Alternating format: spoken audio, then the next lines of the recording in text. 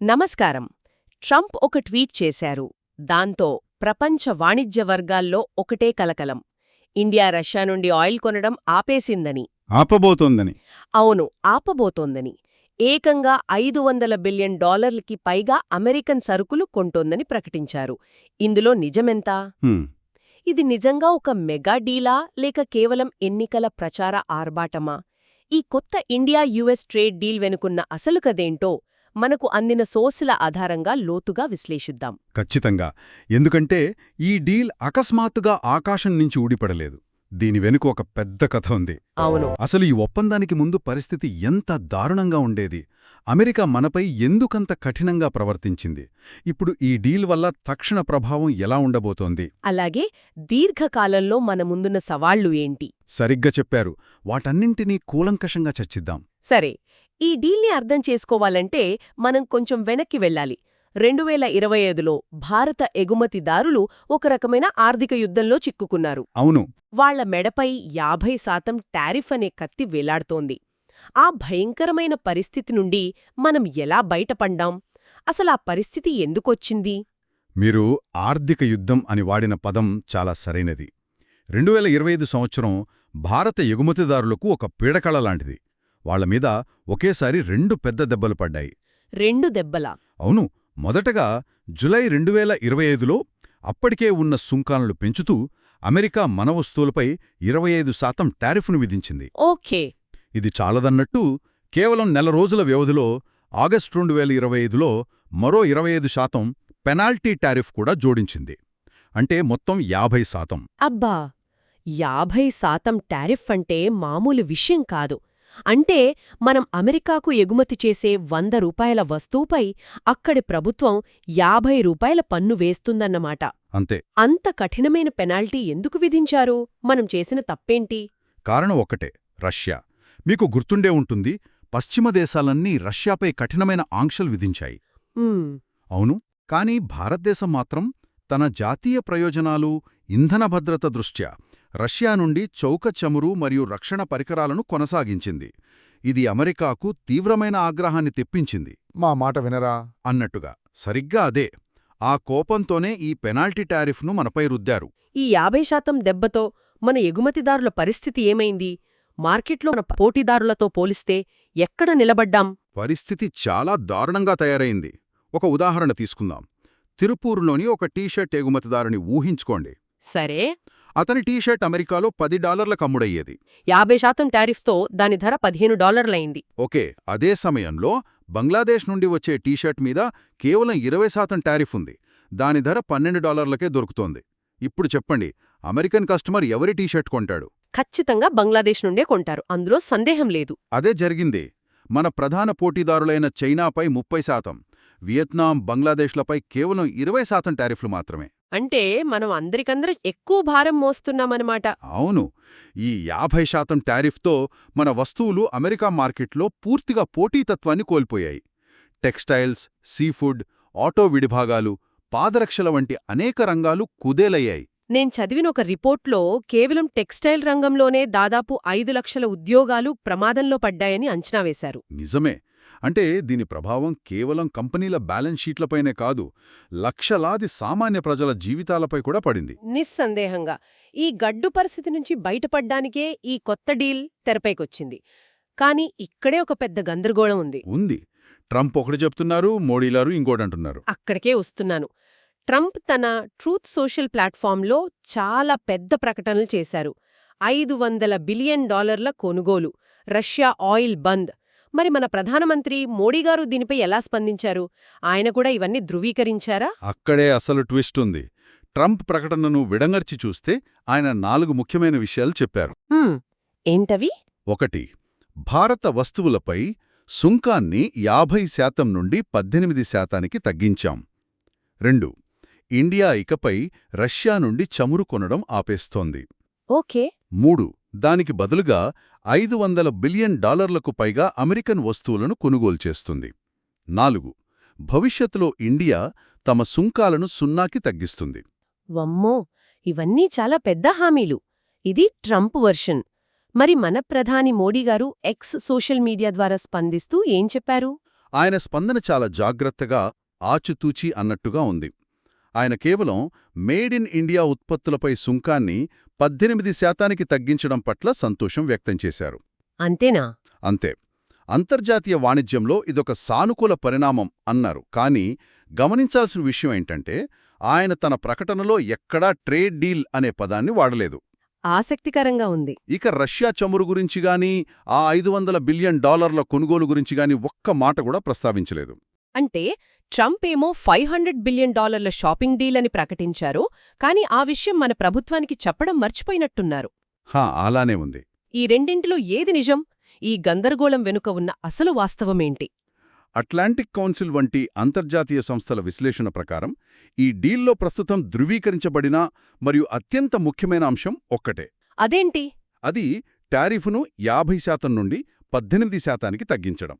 ఇది భారతదేశానికి నిస్సందేహంగా ఒక పెద్ద దౌత్య విజయం.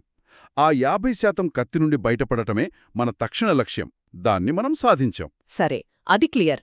మరి మిగతా విషయాల సంగతేంటి? రష్యా చమురు, $500 బిలియన్ కొనుగోలు, ఇవన్నీ కేవలం మాటలేనా? చాలా వరకు ఇవి ట్రంప్ తరహా ప్రచార ప్రకటనలాగే కనిపిస్తున్నాయి. రష్యా చమురు విషయం చూద్దాం. ఇండియా తన ఆర్థిక, వ్యూహాత్మక ప్రయోజనాల కోసం రష్యా నుండి చౌక చమురు కొనడం పూర్తిగా ఆపేస్తుందన్నది నమ్మశక్యంగా లేదు. అవును, అది మన విదేశాంగ విధానానికి విరుద్ధం కదా. వివించిన తర్వాత ఒత్తిడిని తగ్గించడానికి ఇండియా రష్యా నుండి దిగుమతులను కొంతమేర తగ్గించింది. అలాగా? బహుశా ఆ చిన్న రాయితీనే అమెరికాకు ఒక రాజకీయ విజయంగా చూపించి ఈ టారిఫ్ తగ్గింపుకు ట్రంప్ అంగీకరించి ఉండవచ్చు. ఆసక్తికరంగా ఉంది. అంటే ఇది ఒక రకమైన ట్రాన్సాక్షనల్ డిప్లొమసీ లాగా ఉందన్నమాట. మనమొక చిన్న రాయితీ ఇచ్చాం, దానికి బదులుగా వాళ్లు మనకొక పెద్ద ఉపశమనమిచ్చారు. సరిగ్గా అదే. మరి ఆ $500 బిలియన్ కొనుగోలు సంగతి, అది నిజమేనా? అది దాదాపు అసాధ్యం. అంత భారీ మొత్తంలో కొనుగోలుకు భారత ప్రభుత్వం నుండి ఎటువంటి అధికారిక ప్రకటన రాలేదు. అది ట్రంప్ తన ఓటర్లకు డీల్ను ఇంకా పెద్దదిగా చూపించే ప్రయత్నం కావచ్చు. భారీ సంఖ్యలు చెప్పడం ఆయనకు అలవాటే కదా. అవును. కాబట్టి ప్రస్తుతానికి మనం నమ్మగలిగేది సుంకాల తగ్గింపు మాత్రమే. సరే, మొత్తం మీద ఈ డీల్ వల్ల ప్రధానంగా సుంకాలు తగ్గాయి. ఇది ఖచ్చితంగా మంచి వార్త. మరి దీని తక్షణ ప్రభావం మార్కెట్లపై, మన పరిశ్రమలపై ఎలా ఉంది? ఎవరు ఎక్కువగా లాభపడుతున్నారు? దీని ప్రభావం చాలా వేగంగా మరియు చాలా సానుకూలంగా కనిపించింది. ఈ వార్త బయటకు రాగానే మన స్టాక్ మార్కెట్లు భారీగా పుంజుకున్నాయి. అవునా? బీఎస్ఈ సెన్సెక్స్, నిఫ్టీ 50 సూచీలు దాదాపు 3% పైగా పెరిగాయి. పెట్టుబడిదారులలో ఒక కొత్త ఉత్సాహం వచ్చింది. విదేశీ పెట్టుబడుల సంగతేంటి? గత కొంతకాలంగా వాళ్లు మన మార్కెట్ నుండి డబ్బు వెనక్కి తీసుకుంటున్నారు కదా, వాళ్లలో నమ్మకం తిరిగి వచ్చిందా? అవును, ఇది చాలా కీలకమైన మార్పు. గత ఏడాది కాలంలో విదేశీ సంస్థాగత పెట్టుబడిదారులు అంటే ఎఫ్ఐఐస్ సుమారు $22 బిలియన్ పెట్టుబడులను వెనక్కి తీసుకున్నారు. ఈ అనిశ్చితి వల్లే. ఇప్పుడు ఈ డీల్తో ఆ ప్రతికూల ధోరణి మారే అవకాశం బలంగా ఉంది. వాళ్లు తిరిగి భారత ఈక్విటీలలో పెట్టుబడులు పెట్టడానికి ఆసక్తి చూపించవచ్చు. దీనివల్ల మన రూపాయి విలువ కూడా? అవును, డాలర్తో పోలిస్తే గణనీయంగా బలపడింది. ఇది స్థూల ఆర్థిక వ్యవస్థకు చాలా మంచిది. మరి నిర్దిష్ట రంగాల వారీగా చూస్తే, ఇందాక మనం చెప్పుకున్న తిరుపూర్ టీషర్ట్ ఎగుమతిదారుడి లాంటి వాళ్లకు ఇది నిజంగా సంజీవనిలా పనిచేసిందా? ఖచ్చితంగా. ముఖ్యంగా 50% టారిఫ్తో తీవ్రంగా నష్టపోయిన టెక్స్టైల్స్, సీఫుడ్, పాదరక్షలు, హస్తకళల పరిశ్రమలకు ఇది చాలా పెద్ద ఊరట. వాళ్ళ ఆర్డర్లు మళ్లీ పెరుగుతాయి, లాభాలు మెరుగుపడతాయి, లక్షలాది ఉద్యోగాలు నిలబడతాయి. అంటే కేవలం ఒక్క టారిఫ్ మార్పుతో కొన్ని పరిశ్రమల భవిష్యత్తే మారిపోయిందన్నమాట. చైనాతో పోటీపడలేక వెనకబడిన మన కంపెనీలకు ఇదొక కొత్త ఆయుధాన్ని ఇచ్చినట్లే కదా? సరిగ్గా చెప్పారు. ఇక్కడే మనం గమనించాల్సిన మరో ముఖ్యమైన విషయం ఉంది.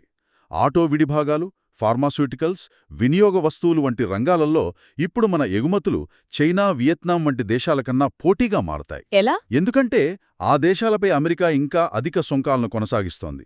మనపై ఉన్న 50% భారం 18%కి తగ్గడంతో మనం వాళ్లకంటే చాలా మెరుగైన స్థితిలో ఉన్నాం. అంటే అమెరికన్ కంపెనీలు ఇప్పుడు చైనాకు బదులుగా మన దగ్గర నుండి కొనడానికి ఎక్కువ ఆసక్తి చూపిస్తాయన్నమాట. ఖచ్చితంగా. ఇది చైనా +1 వ్యూహానికి కూడా ఊతమిస్తోంది. అంటే మార్కెట్లు సంబరాలు చేసుకుంటున్నాయి, కంపెనీలు ఊపిరి పీల్చుకున్నాయి, అంతా పండగ వాతావరణంలా ఉంది. కానీ మనకు తెలుసు అంతర్జాతీయ రాజకీయాల్లో ప్రతి డీల్కి ఒక ధర ఉంటుంది. నిజమే. పైకి కనిపించే ఈ లాభం కోసం మనం తెరవెనుక చెల్లించబోయే అసలు విల ఏంటి? దీర్ఘకాలంలో మనల్ని వెంటాడే సవాళ్లు ఏమైనా ఉన్నాయా? ఇది చాలా ముఖ్యమైన ప్రశ్న. పైకి అంతా సానుకూలంగా కనిపిస్తున్నా కొన్ని కీలకమైన సవాళ్లు, ప్రశ్నలు మిగిలే ఉన్నాయి. మొదటిది మరియు అత్యంత సున్నితమైనది రష్యాతో మన సంబంధాలు. అవును. ట్రంప్ తన ప్రకటనలో ఇండియా రష్యా నుండి ఆయిల్ కొనడం ఆపేస్తుందని పదే పదే నొక్కి చెప్పారు. అది నిజం కాకపోయినా ఈ ప్రకటన వల్ల రష్యాతో మన దశాబ్దాల స్నేహపూర్వక సంబంధాలపై ఒత్తిడి పెరిగే అవకాశముంది. మీరు అమెరికాతో చేతులు కలిపారా అనే అనుమానం రష్యాకు కలగవచ్చు కదా? అదే, ఈ కొత్త అమెరికన్ డీల్ను, మన పాత స్నేహాన్ని ఇండియా ఎలా సమన్వయం చేసుకుంటుందనేది ఒక పెద్ద దౌత్యపరమైన సవాలు.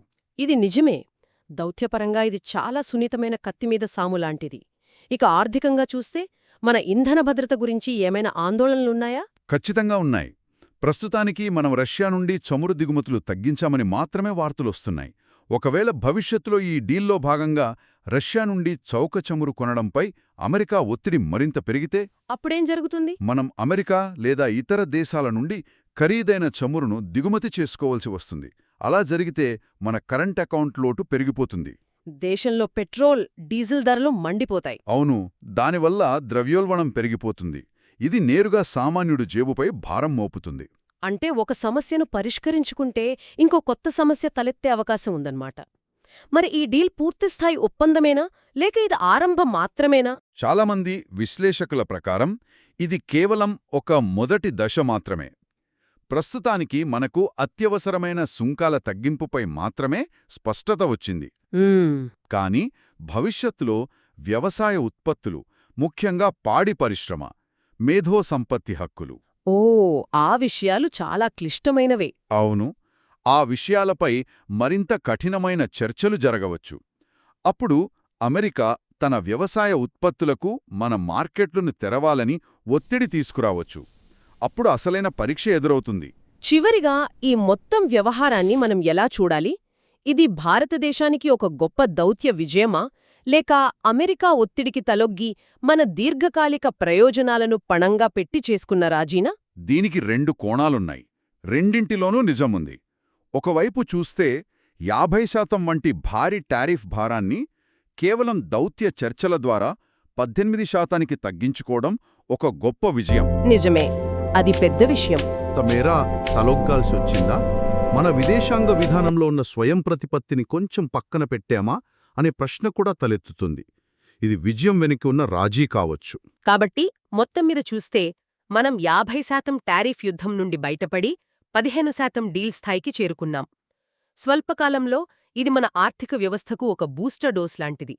కానీ రష్యాతో మన సంబంధాలు, మన ఇంధన భద్రత, భవిష్యత్తు వాణిజ్య చర్చలపై పెద్ద ప్రశ్నార్థకాలు ఇంకా మిగిలే ఉన్నాయి. అవును, దీన్ని మనం ఇందాక అనుకున్నట్టు ట్రాన్సాక్షనల్ డిప్లొమసీ కోణంలో చూడాలి. భారతదేశం ఒక తెలివైన వ్యూహం ఆడింది. రష్యా చమురు విషయంలో ఒక చిన్న లెక్కగట్టిన రాయితీ ఇచ్చి ట్రంప్కు ఒక రాజకీయ విజయాన్ని అందించింది. దానికి బదులుగా $100 కోట్ల వాణిజ్య విలువను అన్లాక్ చేసుకుంది. ఇది పాత మిత్రుణ్ణి పూర్తిగా వదలకుండానే ఒక శక్తివంతమైన భాగస్వామిని ప్రసన్నం చేసుకునే వ్యూహాత్మక ఎత్తుగడ. దీని పూర్తి ప్రభావం రాబోయే రోజుల్లోనే స్పష్టంగా తెలుస్తుంది. ఖచ్చితంగా. ఇంతకీ ఈ ఒప్పందం భారతదేశానికి ఒక పెద్ద వ్యూహాత్మక విజయంగా మనం భావించాలా, లేక అమెరికా ఒత్తిడికి తలొగ్గి చేసుకున్న ఒక రహస్య రాజీనా? ఆలోచించండి.